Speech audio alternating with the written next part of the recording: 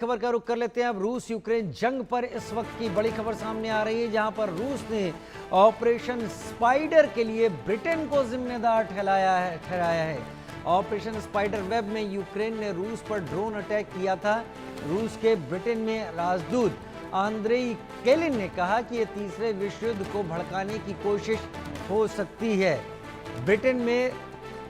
रूस में ब्रिटेन के राजदूत रूस ने ऑपरेशन स्पाइडर के लिए ब्रिटेन को जिम्मेदार ठहराया है। रूस के ब्रिटेन में राजदूत आंद्रेई केलिन ने कहा कि ये तीसरे विश्व युद्ध को भड़काने की कोशिश हो सकती है। रूस के राजदूत ने ब्रिटेन में इस बात को सामने रखा कि इसके पीछे ब्रिटेन है और ये तीसरे विश्व युद्ध को भड़काने की कोशिश है।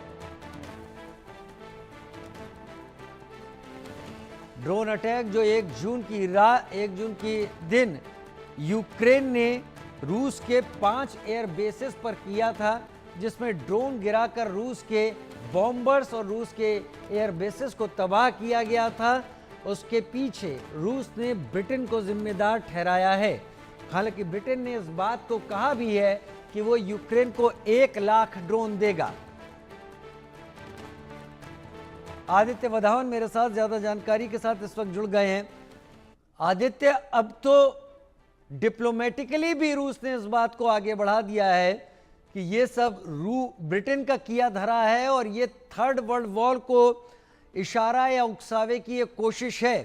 क्या अब रिलेशनशिप और तल्ख हो जाएंगे? जी बिल्कुल, अगर हम देखेंगे तो रशिया ने अब डिप्लोमेटिकली ये चीज बोली है कि यूके का इसमें इन्वॉल्वमेंट था। ये जो ऑपरेशन स्पाइडर है, ऑपरेशन स्पाइडर में हम जानते हैं कि यूक्रेन ने काफी ड्रोन्स का एक जो मैसिव अटैक करा, जिससे रशिया के कई फाइटर जेट्स और जो वॉर इंफ्रास्ट्रक्चर है उसको उसको बहुत ज्यादा डैमेज पहुंचा है।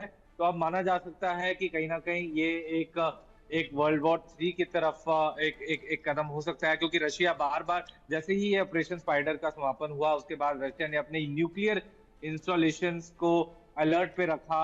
और कहीं ना कहीं हमने देखा है दूसरी जो नाटो कंट्रीज है, जर्मनी हो, पोलैंड हो, वो भी अब इस युद्ध में इनडायरेक्टली इन्वॉल्व होती नजर आ रही है। हमने बीते दिनों में कुछ देखा जहां पर पोलैंड के एक फाइटर जेट ने एक रूसी ड्रोन को इंटरसेप्ट भी करा। और जर्मनी चांसलर ने भी कुछ टाइम पहले ये कहा था कि अगर जरूरत पड़ी तो हम यूक्रेन बॉर्डर पे अपनी जो है आर्मी तैनात कर सकते हैं। तो अब देखने वाली बात है कि ये जो युद्ध है कहीं रुकता हुआ नहीं नजर आ रहा और इसमें नए इंट्रांस एंटर होते हुए नजर आ रहे हैं। जी लेकिन एक इशारा मिल रहा है कि अगर ब्रिटेन सामने आकर खड़ा हो गया है रूस के और ब्रिटेन को रूस जिम्मेदार ठहराने लगा है, तो मुझे लगता है कि ब्रिटेन के साथ भी अब एक युद्ध भड़कने की पूरे चांसेस लग रहे हैं और उस हालत में नाटो को बीच में कूदना पड़ेगा। जी बिल्कुल, आपने बिल्कुल ठीक करा। अगर ब्रिटिश इन्वॉल्व हुआ तो पूरा एक तरीके से नाटो का इन्वॉल्वमेंट एक अनिवार्य है। नाटो डेफिनेटली इन्वॉल्व हो, और अगर नाटो पूरी तरीके से इन्वॉल्व होता है तो अमेरिका भी कहीं ना कहीं इन्वॉल्व हो सकता है, क्योंकि हम देख रहे हैं सैंक्शन वॉर तो ऑलरेडी शुरू हो गया।